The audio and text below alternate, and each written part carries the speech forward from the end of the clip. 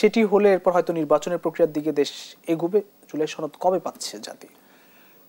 সবাইকে শুভেচ্ছা। আমি যেহেতু ঐক্যমত্য কমিশনের অনেকগুলো আলোচনায় সরাসরি ছিলাম, আছি 20 তারিখ থেকে আবার ধারাবাহিকভাবে 4 দিনের আজকে আলোচ্য সূচি পেয়েছি। তো দেখা গেছে যে আমাদের বেশ কিছু আলোচনা আপনার একই আলোচনা নিয়ে আসলে একাধিকবার আলোচনা হয়েছে। এমন হয়েছে যে একই বিষয় নিয়ে 3 দিন আলোচনা হয়েছে এবং ঘুরে ফিরে একই আলোচনা, ওই ফাইনাল কোনো কনক্লুশনে যাওয়া যায়নি। এবং আই থিঙ্ক এর আগে আমার একটা বক্তব্য পত্রপত্রিকায় লিড করেছিল, আমি বলেছিলাম যে এইভাবে চললে কিয়ামত পর্যন্ত ঐক্য তৈরি হবে না। কারণ হচ্ছে যে এইখানে তো প্রায় আপনার 30টা রাজনৈতিক দল ও জোট আছে। বিভিন্ন রাজনৈতিক দল ও জোটের কিছু আদর্শিক পজিশন আছে, সেই জায়গায় তারা ছাড় দিতে চায় না। আবার কিছু কিছু ক্ষেত্রে তাদের দলের দৃষ্টিভঙ্গি আছে, সেগুলো নিয়ে তারা রিজিড থাকতে চায়।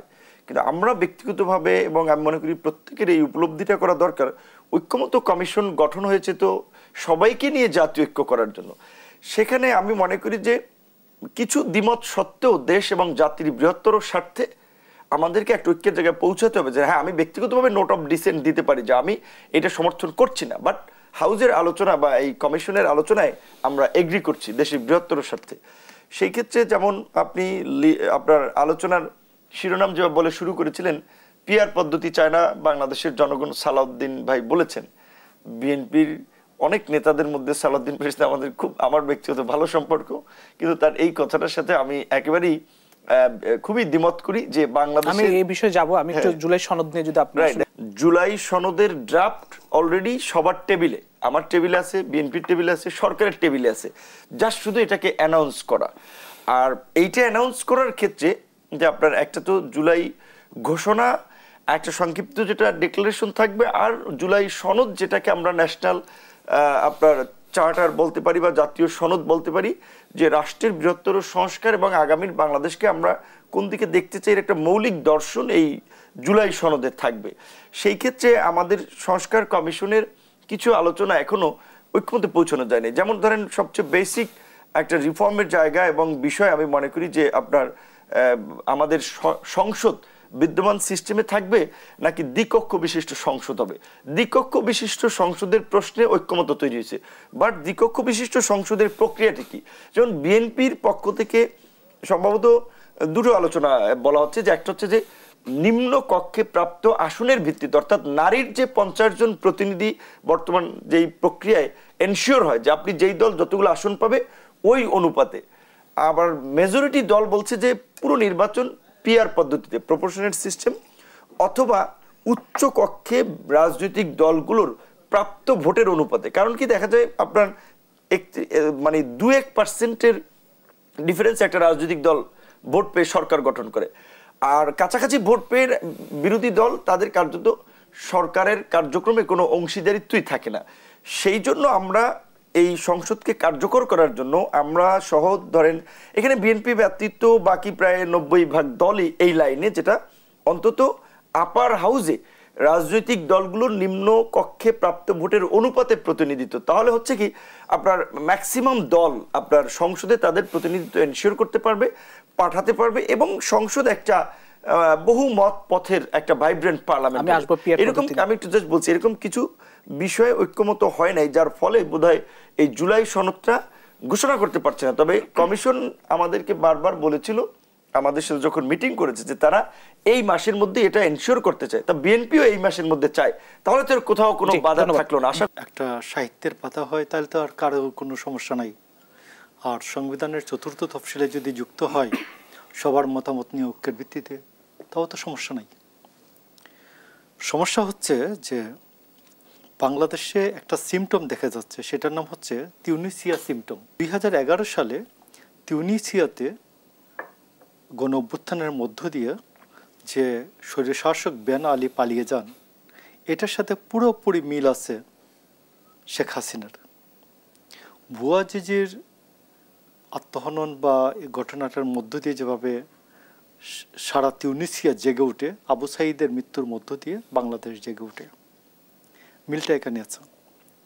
এবং সংবিধানকে ওই সময় পাল্টে দেওয়া হয় এবং সংবিধানের প্রশাসন বিভাগের হাত কাটা হয়, এর হাত পা কেটে এটাকে এমন একটা অবস্থা করা হয় যে 2019 সাল পর্যন্ত 10 বার তিউনিসিয়ার শাসন ক্ষমতা বদলায় এবং 2021 সালের থেকে কাইস সাইদ নামে একজন এখন অধ্যাপক তিনি ক্ষমতা দখল করে এইরকম আমরার মতো আর কি খুব টকশো ব্যক্তিত্ব ছিলেন। তো তিনি ওই ক্ষমতা দখল করেন এবং দখল করে এখন তিনি আবার বেন আলীর যুগে ফিরিয়ে নিয়েছেন তিউনিসিয়াকে। মানে এখন তিউনিসিয়ায় এখন একত্বশরী শাসন চলছে, কোনো কনস্টিটিউশন নেই, কিছুই নেই। তো বাংলাদেশে যে অবস্থাটা হচ্ছে, বাংলাদেশে এই সংবিধান বিএনপি যাচ্ছে, এইগুলোতে ঐক্যমত কমিশনে যাচ্ছে, বাট ঐক্যমত কমিশনের যে জায়গাগুলি আপনি দেখবেন শুধু বলে যে আর কাউকে শেখ হাসিনা হইতে দেওয়া যাবে না। হ্যাঁ, এটার সাথে একমত হলাম। শেখ হাসিনা তো সংবিধান মেনে শেখ হাসিনা হন নাই, স্বৈর শাসক তো শেখ হাসিনা। শেখ হাসিনা সংবিধানকে লঙ্ঘন করে সংবিধানকে পাল্টে দিয়ে চতুর্দশ সংশোধনী করে পঞ্চদশ সংশোধনী করে সংবিধানের মূল যে ডেমোক্রেসির যে অ্যাসেন্স এটাকে পুরো পদদলিত করে তিনি যে যারা দেশপ্রেমিক ব্যক্তি আছেন, রাজনীতিক আছেন এবং যারা গত আন্দোলনে সংগ্রামে নুরো এই শেষ মুহূর্তেও জেলে থেকে এবং ইয়াতে এই প্রিজন ব্যানে থেকেও সে মেসেজ দিয়েছে যে ডিবি অফিসে কীরকম নির্যাতন হচ্ছে। তো এদের সবার উচিত, আমি মনে করি একটা ঐক্য হওয়া উচিত যে রাষ্ট্রকে এবং সরকারকে দুর্বল করে আমাদের ভারত বেষ্টিত চতুর্দিকে যে রাষ্ট্রটি আমরা, আমাদের চতুর্দিকে ভারত, এখানে শেখ হাসিনার যে আওয়ামী লীগ আছে তাদের হাতে অঢেল টাকা আছে, এরা গভর্নমেন্টকে ম্যানিপুলেট করতে চায়, ম্যানুভার করবে ভবিষ্যতেও। তো সেই অবস্থায় সরকারকে দুর্বল সরকার বানিয়ে এখানে কোনো লাভ হবে না। তো এই জন্য আমি বলছি যে পদ্ধতি হোক সরকারকে দুর্বল বানালে, এটা যদি 10 বছরে 9 বার সরকার পাল্টায় তাহলে এই বাংলাদেশের স্বাধীনতার ও সার্বভৌমত্বের অস্তিত্ব থাকবে কিনা এটাকে বিবেচনায় নিতে হবে সবাইকে। আমি আজকে আমরা যখন কথা বলছি এই সময়ে আপনি দেখবেন যে গোপালগঞ্জে একটা জেলায় কারফিউ চলছে বিকাল 2টার থেকে অনির্দিষ্ট সেনা নিতে হবে।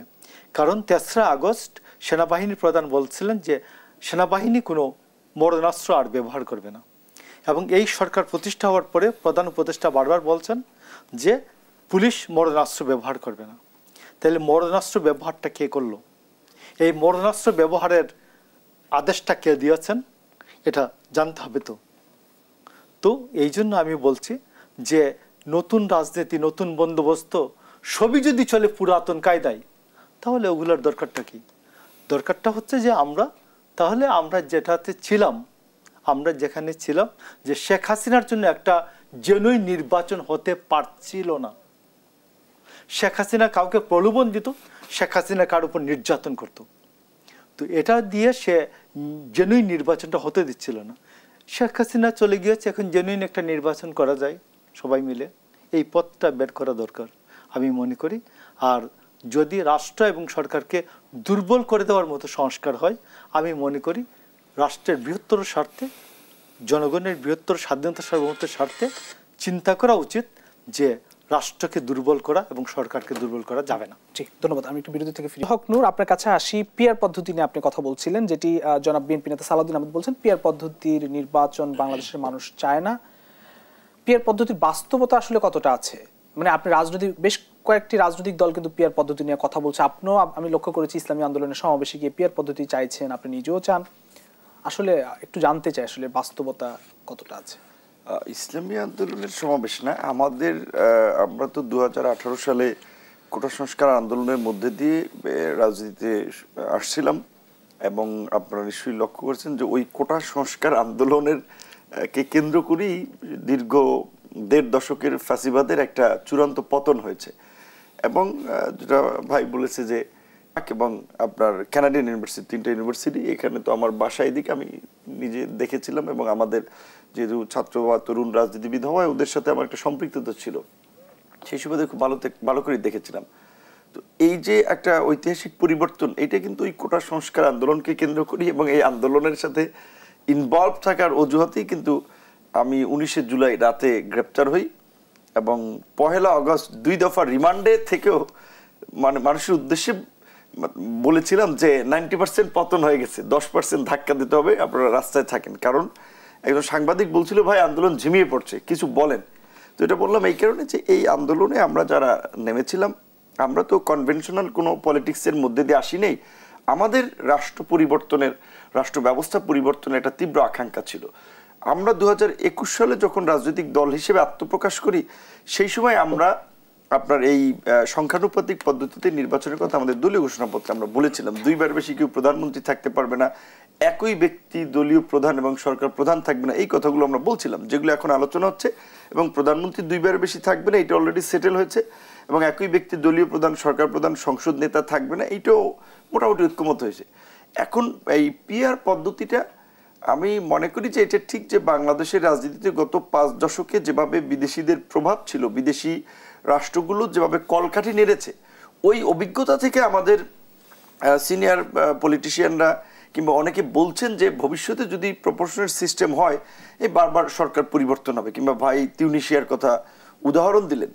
সেই জন্য আমরা প্রথম এই পর্যায়ে আমরা বলেছি যে পুরো ইলেকশন পিআর পদ্ধতি না হলেও অন্তত আপার হাউসে পিআর পদ্ধতি আমরা প্রয়োগ করতে পারি। এর মধ্যে দিয়ে আমাদের একটা অভিজ্ঞতা তৈরি হলো, যদি খুবই খারাপ হয় দেন এটাকে বাদ করাও তো যাবে। আর যদি ধরেন বর্তমান আলাপ আলোচনা যেটা হচ্ছে, আপনার নিম্ন কক্ষ যেখানে 400 আসন হবে বলা হচ্ছে, সেটা যদি এক্সিস্টিং সিস্টেমে ইলেকশন হয়, তাহলে কিন্তু ওই নিম্ন কক্ষে যারা সংখ্যাগরিষ্ঠ তারাই কিন্তু সরকার গঠন করবে। সেই ক্ষেত্রে দেখা যাবে এক্সিস্টিং সিস্টেমেই কোনো দল 400-র মধ্যে 250 পেয়ে যাবে, কিংবা 260 পেয়ে যাবে, 300 পেয়ে যাবে। আর আপার হাউসে দেখা যাবে ধরেন কোনো দল 5% ভোট পেল, তাহলে তার 5 জন প্রতিনিধি যাবে। কিংবা নিম্ন কক্ষের এই সংখ্যাগরিষ্ঠ ভোটে বিজয়ী দল দেখা যায় তারা যদি আপনার 50% ভোট পায়, তাহলে তাদের ওখানেও 50 জন থাকবে 100 জনের মধ্যে। কিংবা 45%, 40%ও যদি ভোট পায়, তাহলে 40 জন থাকতেছে। নিম্ন কক্ষ সাধারণত আপনার যে কোনো ধরনের বিলের ক্ষেত্রে তাদেরকে আপনার পাওয়ার দেওয়া হচ্ছে। উচ্চ কক্ষকে কোনো আইন প্রণয়নের বিষয়ে এম্পাওয়ার করা হচ্ছে না। জাস্ট কিছু পলিসি রিভিউ করার জন্য, কিছু বিল নিয়ে ডিসকাশন করার জন্য, কিছু বিলে হয়তো ভেটো দেওয়ার জন্য, যেমন পররাষ্ট্র নীতির মতো গুরুত্বপূর্ণ বিষয়, বৈদেশিক চুক্তির মতো গুরুত্বপূর্ণ বিষয়, কিংবা ধরেন কোনো দেশের সাথে যুদ্ধের অবস্থা তৈরি হয়েছে, সেই যুদ্ধাবস্থা ঘোষণার সময় এই রকমের কিছু ইস্যুর ক্ষেত্রে আপার হাউসের অ্যাপ্রুভালের কথা বলা হচ্ছে।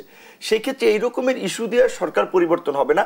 আর ওইখানে তো আপনার ওই ছোট দলের 5টা আসন থাকলো, 10টা আসন থাকলো, শুধু উচ্চ কক্ষের আপনার মতামতের ভিত্তিতে সরকার পরিবর্তন হবে না। সবচেয়ে বড় কথা হচ্ছে আমাদের এই 70 নম্বর অনুচ্ছেদ, যে অনুচ্ছেদে এতদিন ধরে সমালোচনা ছিল, আলোচনা ছিল, সেখানে কিন্তু আলাপ আলোচনার মধ্যে দিয়ে সংস্কার করা হচ্ছে যে নিজ দলের সংসদ সদস্যরা নিজ দলের বিরুদ্ধে আপনার আস্থা ভোট যদি আনা হয়, তাহলে তার বিরুদ্ধে ভোট দিতে পারবে না, তাহলে তার সংসদ সদস্য থাকবে না।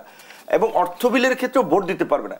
তাহলে আপনি যেই দলের থেকে সংসদ সদস্য নির্বাচিত হচ্ছেন, সেই দলের বিরুদ্ধে আপনি ভোটই দিতে পারছেন না, ক্ষমতাই নেই আপনার, তাহলে সরকার পরিবর্তনের কিন্তু কোনো সুযোগ নেই। সেই দিক থেকে আমি মনে করি অন্তত বাইক্যামেরাল পার্লামেন্ট করা হলে বা দ্বিকক্ষ বিশিষ্ট আপনার পার্লামেন্ট করা হলে অন্তত উচ্চ কক্ষে এই আপনার প্রপোর্শনেট অনুপাত করাটা এটা খুবই যুক্তিযুক্ত, এবং এইটাই বাংলাদেশের গণতন্ত্রকে ভাইব্রেন্ট করে রাখতে পারে। কিংবা বাংলাদেশে আমরা যে ধরনের সংকট দেখেছি, যে সরকারগুলো কিংবা রাজনৈতিক দলগুলো ক্ষমতায় গিয়ে যে স্বৈরতান্ত্রিক হয়ে উঠে, কিংবা জনগণের উপরে দমন পীড়ন চালাতে পুরো রাষ্ট্রযন্ত্রকে যেভাবে দলীয়করণ করে, এইটা ঠেকাতে একমাত্র পিআর পদ্ধতিটা আপার হাউসে অনেকের আলোচনা, লেখালেখির বিশ্লেষণ শুনেছি, তারা বলেছে যে সরকার পরিবর্তন হবে, সরকার বিল পাস করতে পারবে না, এই রকমের কোনো ইস্যু এইখানে তৈরি হচ্ছে না।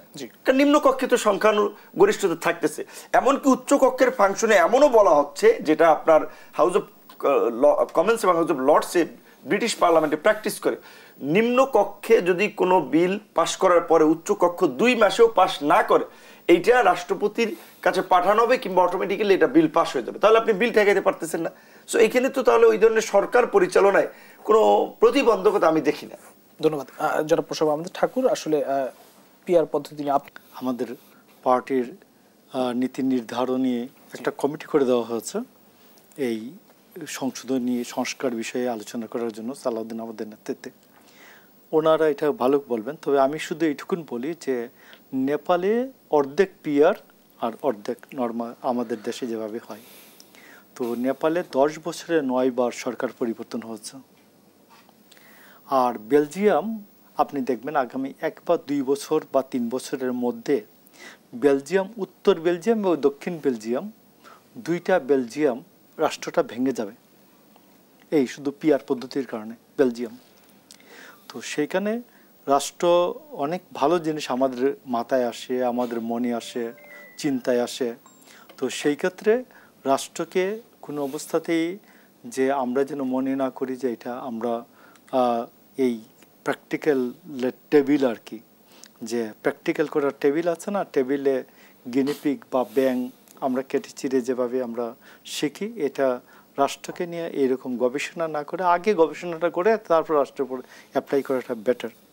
আমি আপনাকে বলি যে জাতীয় রাজনীতি 45 থেকে 75 দুইটা বই, যদি শুধু 2টা বই পড়লে দেখবেন যে 1954 থেকে 57 পর্যন্ত হর্স ট্রেডিং বা হর্স পারচেজ মানে এমপি বেচা কেনা, যে সকালে আবু হোসেন সরকার, রাতে আতাউর রহমান সরকার, এবং এই ঘটনার কারণে আমাদের এই পূর্ব বাংলা, তখন পূর্ব বাংলা 56 সালে গিয়ে পূর্ব পাকিস্তান হয়।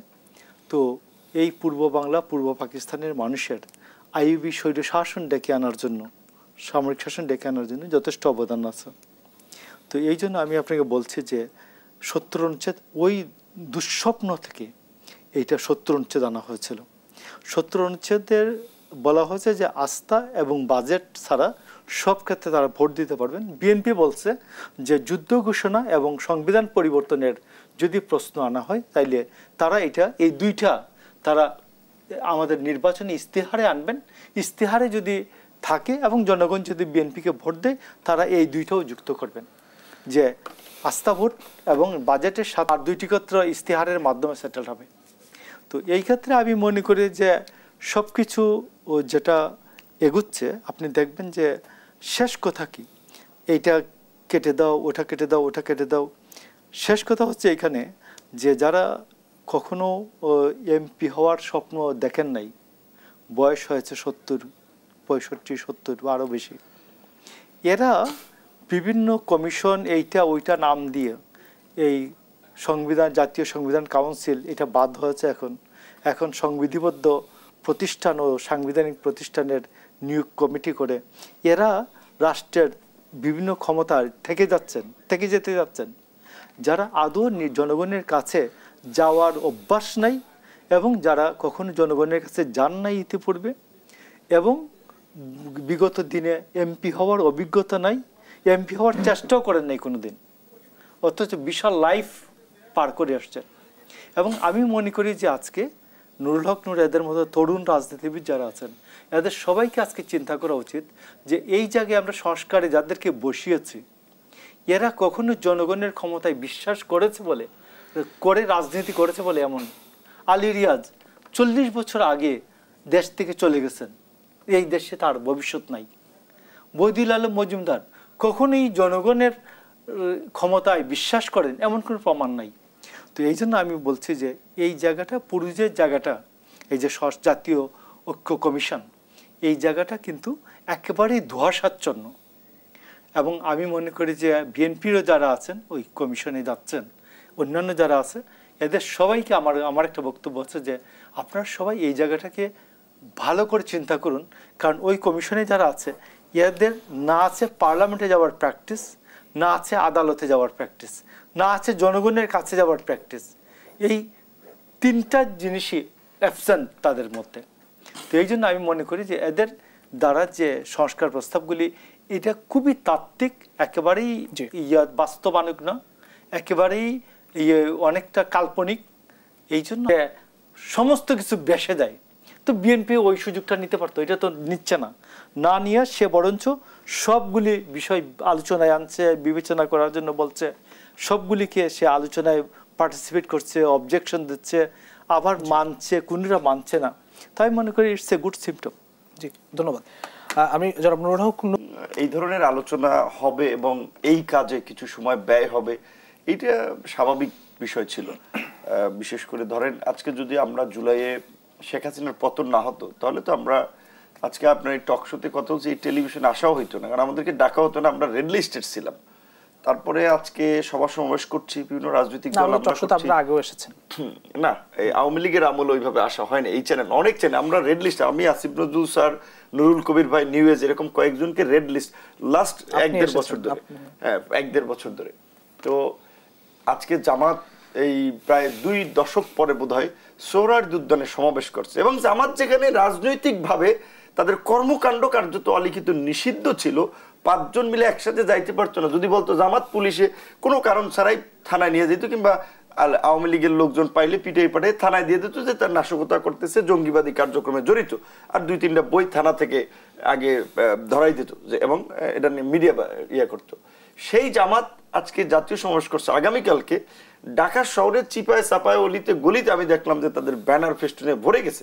এখন ভরে গেছে এইটার আমি সমালোচনা করছি না, আমি যেটা বাস্তবতা যে জামাত আজকে ওপেন রাজনীতি করতে পারতেছে।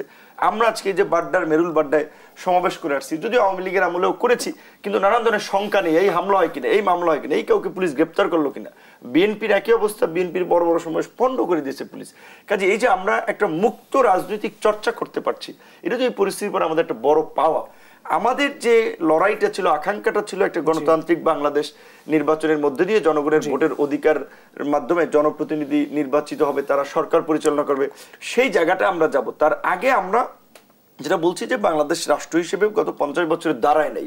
রাষ্ট্র দাঁড়িয়ে থাকে কিছু প্রতিষ্ঠানের উপরে। আমাদের জুডিশিয়ারি, আমাদের যদি ধরেন যে নির্বাচন কমিশন, আমাদের আপনার গণমাধ্যম, কোনোটাই ওইভাবে দাঁড়ায় নেই। এই প্রতিষ্ঠানগুলো বিনির্মাণ করার জন্য আমরা বলছি যে আমাদের রাষ্ট্র এখন পুনর্গঠন করতে হবে, সেই আলোচনাটা চলছে। আমেরিকা এই গণ অভ্যুত্থান পরবর্তী অভ্যুত্থানের স্টেক হোল্ডারদের জাতীয়কে পৌঁছাতে যদি আপনার কয়েক মাস সময় লাগে, এইটা আমার কাছে খুব আমরি কিছু মনে হয় না। সেক্ষেত্রে আমি বলছি সংস্কারের আলাপ, নির্বাচন আলাপ সবই পজিটিভ। আমাদের সংস্কারও প্রয়োজন আছে, নির্বাচনও প্রয়োজন আছে, কারণ বাংলাদেশের মতো একটা থার্ড ওয়ার্ল্ড কান্ট্রিতে বিশেষ করে জিও পলিটিক্সের জায়গা থেকে বাংলাদেশের যে সম্ভাবনা, এখানে সুন্দরী রমণীর মতো সবাই বাংলাদেশকে কাছে পেতে চায়। কাজে আমরা যদি নির্বাচনে ডিলে করি তাহলে আবার আমাদের আরো ভবিষ্যতে সংকট তৈরি হতে পারে। নির্বাচনের পথে কোনো বাধা দেখেন এই মুহূর্তে? না, আমি নির্বাচনের পথে বাধা দেখি না। এই যেমন ধরেন জুলাই সনদ দেওয়া ঘোষণা সরকারও দিতে চায়, বিএনপির মতো বড় দলও চায়, আমরাও চাই। এপ্রিলের মধ্যে তো আমরা নির্বাচন পাচ্ছি। এর আগে এই সংস্কারের আলাপ আলোচনা করে আমাদের যে আমরা যেটা বলছি যে এই সংস্কারের সবচেয়ে বড় সংস্কার হবে রাজনৈতিক এবং আমাদের মানসিক সংস্কারটা প্রয়োজন। কারণ এই 5ই আগস্টের পরেও আপনি দেখবেন রাজনৈতিক দলগুলোর খুব বেশি চরিত্রের পরিবর্তন হয় নাই। আগের যে আধিপত্যবাদী চরিত্র, পেশি শক্তির চরিত্র, দখলবাজির চরিত্র, এগুলোর পরিবর্তন হয়নি। যে কারণে কিন্তু সাধারণ মানুষ এগুলো নিয়ে সমালোচনা করছে, মুখ খুলছে, কথা বলছে। এবং আমরা সাধারণ মানুষ যে মৌলিক পরিবর্তনটা চেয়েছে, যে তাদের একটা জীবনযাত্রার মান তারা উন্নত হবে, নিত্য প্রয়োজনীয় জিনিসপত্র তাদের ক্রয় ক্ষমতার মধ্যে থাকবে, ঢাকা মেডিকেলে চিকিৎসার জন্য তাদেরকে দাঁড়ে দাঁড়ে ঘুরতে হবে না, বিভাগীয় পর্যায়ে অন্তত ভালো কিছু হসপিটাল থাকবে যেখানে গেলে মানুষ চিকিৎসা পাবে, জেলা পর্যায়ে মানসম্মত শিক্ষা প্রতিষ্ঠান থাকবে। দেখাটা অনেক ক্ষেত্রে আসলে অল্প সময়েও একটু মানে সম্ভব না, সেটা একটা বিষয়। তবে এটা ঠিক যে এই সরকারে যারা আছে তারা অনেকেই তাদের একটা সামাজিক, রাজনৈতিক, তাদের একাডেমিক একটা প্রোফাইল আছে। সো এই সমস্ত মানুষদের কাছ থেকে আমরা যেটা প্রত্যাশা করেছিলাম সেরকম কাঙ্ক্ষিত পরিবর্তনটা বা প্রত্যাশাটা আমরা মিলাতে পারছি না। যেমন ধরেন আমরা যে গণ অভ্যুত্থানে 80 জনের মতো পথ শিশু মারা গিয়েছে, এইখানে রাস্তার ফুটপাতের হকার থেকে শুরু করে বাসের কন্ট্রাক্টর, সবজিওয়ালা, মাছ বিক্রেতা, এই মাদ্রাসার হাফেজ শিক্ষার্থী থেকে শুরু করে বিশ্ববিদ্যালয়ের ছাত্র, বিভিন্ন শ্রেণী পেশার তরুণ, যুবক, বয়োবৃদ্ধ তারা প্রাণ দিয়েছে। এইটা কিন্তু রাজনৈতিকভাবে কোনো সংগঠিত আন্দোলন কিংবা রাজনৈতিকভাবে ডিরেক্টেড কোনো আন্দোলনও ছিল না। 18 সালে আমরা চাকরির জন্য বা তরুণদের মেধার মূল্যায়নের দাবি নিয়ে রাস্তায় নেমেছিলাম। এই বছরও কিন্তু ছাত্রদের আন্দোলনের হেডলাইন ছিল যে 2018 সালের পরিপত্র পুনর্বহাল চাই। অর্থাৎ 18 সালে যে প্রথম এবং দ্বিতীয় শ্রেণীর চাকরিতে কোটা বাতিল করেছিল, এই বছর মানে 2024 সালের জুনে 5ই জুন যে আদালতকে ব্যবহার করে যেটা আবার বাতিল করার চেষ্টা করলো, ওইটা ফেরত চেয়েছিল। সুতরাং এটি কিন্তু কোনো সরকার পরিবর্তনের আন্দোলন, গণ অভ্যুত্থানের আন্দোলন ছিল না, ওই রকমের কারো মাথায় চিন্তা ভাবনাও ছিল না। হ্যাঁ, যখন আপনার 16ই, আপনার 14, 15 এই 2-3 দিন ব্যাপী জাহাঙ্গীরনগর বিশ্ববিদ্যালয়ের শিক্ষার্থীদের উপরে আমরা দেখেছি 2 দিন ধরে টানা আক্রমণ, ঢাকা বিশ্ববিদ্যালয়ে আক্রমণ এবং বেগম রোকেয়া বিশ্ববিদ্যালয়ের শিক্ষার্থী আবু সাইদ একেবারে নিরস্ত্র নিরীহ একজন ছাত্রকে একেবারেই শুট করে এইভাবে গান পয়েন্টে রেখে হত্যা করা।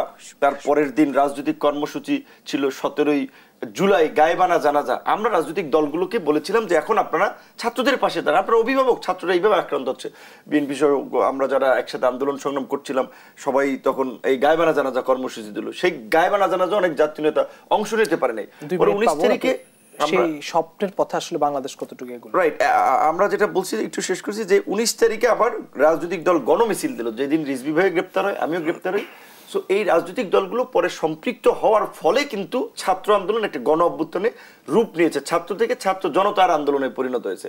তো সেইখানে সাধারণ মানুষের একটা স্বপ্ন ছিল যে এই ফ্যাসিবাদের পতন হলে অন্তত একটা সভ্য সুন্দর সমাজ এবং রাষ্ট্র ব্যবস্থা আমরা পাবো, যেখানে নাগরিকরা তাদের পছন্দ মতো জনপ্রতিনিধি নির্বাচিত করতে পারবে, তাদের অর্থনৈতিক নিরাপত্তা, সামাজিক নিরাপত্তা থাকবে এবং তাদের জীবনযাত্রার মানে কিছুটা পরিবর্তন আসবে, যেটা আমরা বলছিলাম। কিন্তু সেই পরিবর্তনটা আমরা দেখিনি।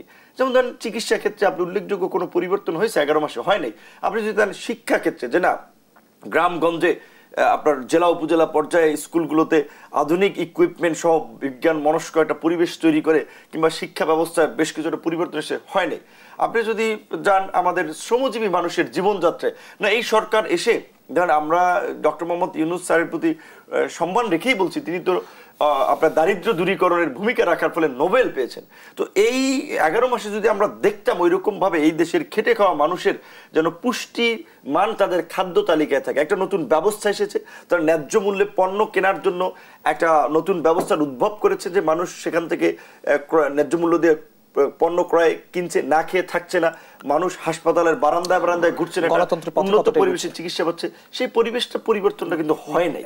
1 মিনিটে যদি শেষ করেন, গণতন্ত্রের পথে কতটা এগুলো? না, গণতন্ত্রের পথে তো আমরা যেতেই পারি না, কারণ ওই যে সাধারণ মানুষের যে প্রত্যাশাটা সেই জায়গায় আমরা এতদিনে পৌঁছাতে পারি না। গণতন্ত্রের যে আপনার যাওয়াটা এটাও একটা সংস্কারের অংশ, কারণ আমাদের ভোটের অধিকার ছিল না, নির্বাচন ব্যবস্থাকে ধ্বংস করেছে। দেন রাজনৈতিক ঐক্যমতের ভিত্তিতে নির্বাচনের আগে একটা নির্বাচনের পরিবেশ তৈরি করে নির্বাচনের তফসিলের দিকে যেতে হবে। ওই পরিবেশ এখনো তৈরি হয় নাই। আর ওই আলোচনাটা জুলাই সনদের আগে আমি মনে করি সরকারও করবে না, রাজনৈতিক দল। আপনি একটি দলের প্রধান, জনাব নুরুল হক নূর, কাঁধ মিলিয়ে সেই জায়গা থেকে আমরা দেশ গড়তেও আমরা আমাদের মধ্যে বোঝাপড়া রেখে আমরা আগামীতে আমরা কাজ করতে চাই। সেই জায়গা থেকে বিএনপি যখন সামগ্রিক প্রেক্ষাপট বিশ্লেষণ করে আমাদের সাথে শেয়ার করেছিল যে ডিসেম্বরের মধ্যে নির্বাচনটা হলে ভালো, আমাদের তখন সেটা পজিশন ছিল। পরবর্তীতে আমরা দেখলাম যে প্রধান উপদেষ্টারও যে ঘোষণা ছিল আপনার ডিসেম্বর থেকে জুন, সেইখানে প্রধান উপদেষ্টা ঘোষণা দিয়েছিলেন যে এপ্রিলে একটা সম্ভাব্য তারিখ দিয়েছিলেন। আবার লন্ডনে জনাব তারেক রহমানের সাথে বৈঠকে সেই ডেটটা এসেছে ফেব্রুয়ারিতে।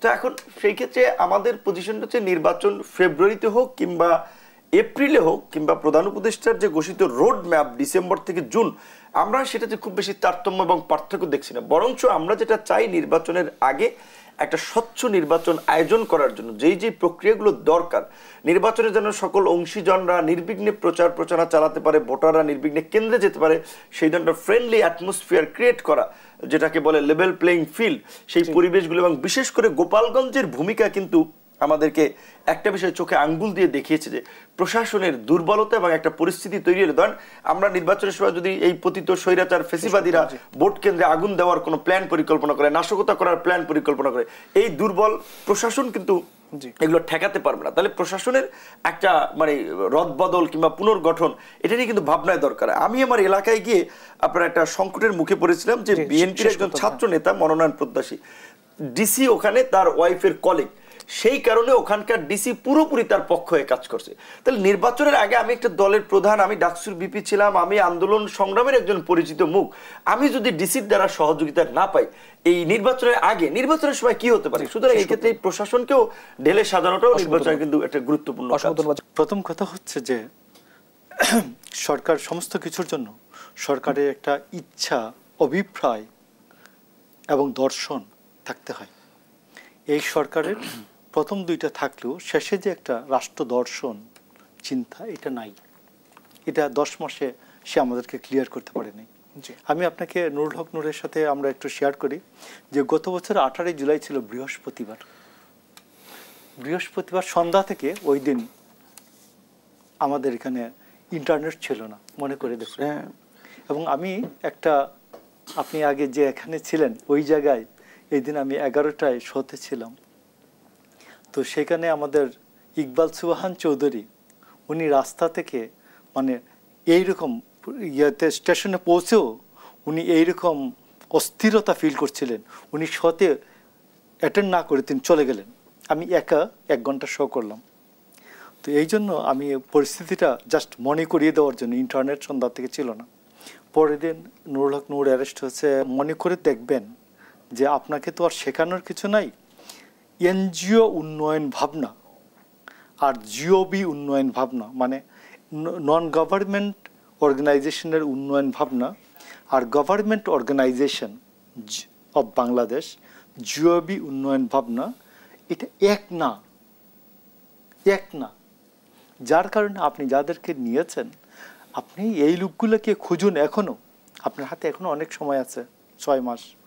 এই 5-6 মাসের জন্য সরকারি উন্নয়ন ভাবনা, সরকার এবং উন্নয়ন ভাবনা যে লোকগুলির মাথায় আছে, এদেরকে সরকারের সাথে সংশ্লিষ্ট করুন, তাহলে আপনি অনেক সমস্যার সমাধান আপনার হয়ে যাবে। জি, ধন্যবাদ, অসংখ্য ধন্যবাদ জনাব।